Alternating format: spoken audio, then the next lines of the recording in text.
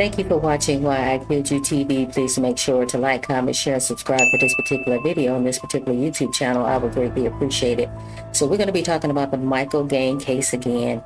And guys, as you can see, we're going to go over this article. I'm going to catch you up to date as to what's going on with Michael Gaine, his case, and then his murder case, shall I say.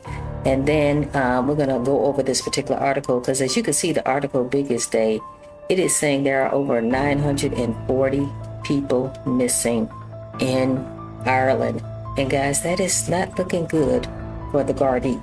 It's not looking good for the Gardaí. So let's go over the timeline first of the Michael Gaine case for those of you who have been possibly living under a rock. You're not familiar with the case because this case is not just popular in Ireland, it's been popular here in the United States as well. So on March the 20th, 2025, Michael Gaine, who's 56 years old, he's a farmer from Kenmare County, Kerry, Ireland, was last seen late that morning at a Central convenience store in Kenmare buying some phone credit. So Mr. Gaine, he owned a huge farm, over 1,000 acres, and he went to this convenience store to buy this phone credit. On March the 21st, 2025, when Michael didn't come home that day, his wife Janice reported him missing. His Toyota RAV4 was found parked at the farm yard with his phone and his wallet still inside. Nothing seemed like it was stolen. And she said this was very unusual for him not to even come home, and let alone for the car to be there at the farmyard and his phone and his wallet still be inside. This was very unusual. And she actually got on national television and she made a plea saying that if anybody knew what happened to him, to please contact the Gardaí concerning this whole situation. So I'm still trying to get you up on the timeline for those of you, like I said, who don't know the case. So between March and April of 2025, you had the Gardaí, you had the Irish Army, you had mountain rescue teams, you had dog units, you had volunteers, all searching for Michael Gaine. They focused on the farmland and the slurry tanks near Colrig East, which was his property, because he had a leg injury at the time, and they were thinking possibly that something might have happened to him because of his leg injury. This is what they thought at first. On April the 29th, 2025, 6 weeks after he disappeared, police say that now they suspect one thing and one thing only, that this was a murder. The missing persons case became now a homicide investigation. So Michael Gaine was no longer a missing person. They considered the whole situation a homicide investigation. May the 16th, farm workers using a slurry tank spreader noticed human tissue had jammed up the machine. And at the time they were using the spreader, not only were there workers there, also his nephew was there. So his nephew was standing there when they found these human remains. On May the 17th, Gardaí forensic teams confirmed that it was human remains in the slurry tanks in the fields. On May the 18th through the 20th of 2025, a man in his 50s, his name was Michael Kelly, was arrested on suspicion of murder, questioned, and they kept him for 24 hours. However, they had to release him because they did not have enough evidence. So Michael Kelly was actually a worker from Michael Gaine. He lived on Michael Gaine's farm. Michael Gaine did not live on that farm, but Michael Kelly lived on the farm. He was sort of kind of like a handyman.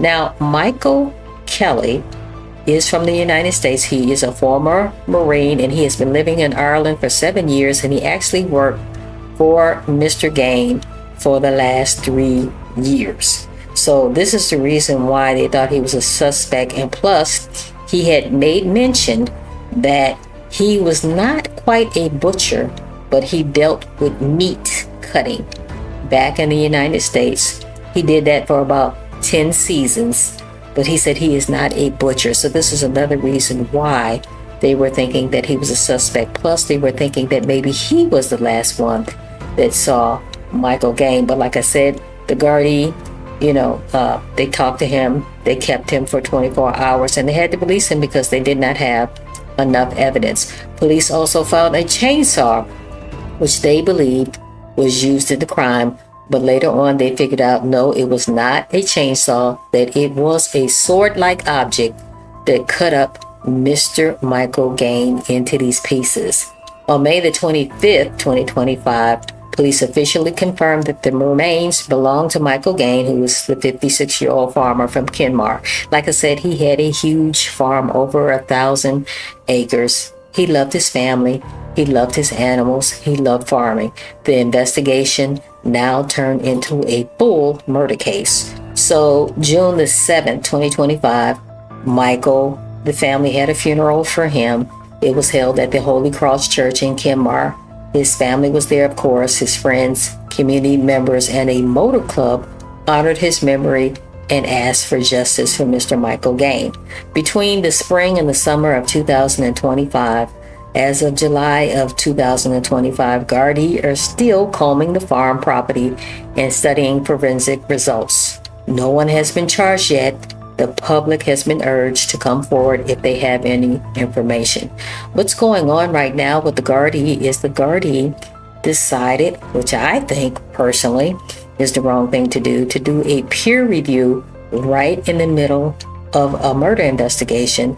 And this, in my opinion, is going to delay even further capturing who killed Michael Gaine. So now we're going to get on to this article. So it says, biggest day, 940 missing. Are there lessons from the Gaine and Satchwell cases? This article was posted on July the 10th, which was this past Thursday, 2025. So the Gardaí are reviewing the initial investigations into the cases of Tina Satchwell and Michael Gaine. Both were treated as missing persons inquiry before reclassifying as murder investigations. In each, initial searches failed to locate them. Tina Satchwell was later found buried underneath her stairs of her home. My God, how horrible is that? And Michael Gaine's, his remains was discovered on his farm, not far from where his Jeep was parked. These are just two of the latest cases where missing people were eventually found close to where they were last seen after extensive searches.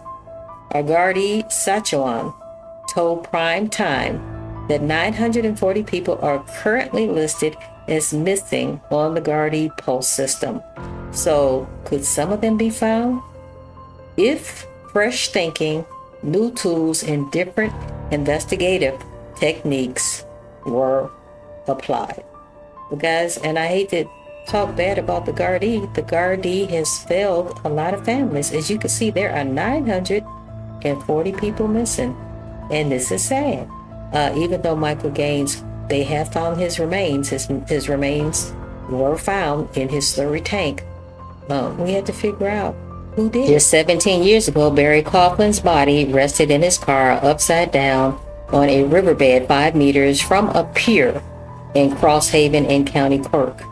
The 23-year-old was last seen alive just 100 meters from where his body lay hidden by water. His disappearance was totally out of character. His sister, Donna, remembers a young brother who was full of life. He was a trawlerman.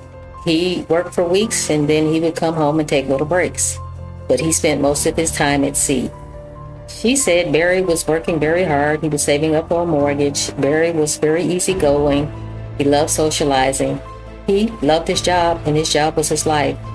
Donna was 18 months older than Barry. It was just the two of them growing up. There was no other brothers and sisters, and she said it was a massive, massive part of her life that Barry was. We were very close as adults. When Barry disappeared, I had 2 small children. I can't even explain what it's like from 2004. My life was consumed by a missing person from my 20s up into her 40s. Donna spoke to Prime Time in the wake of the recent case of Tina Satchwell and Michael Gaine. Each case struck a particular chord with her family.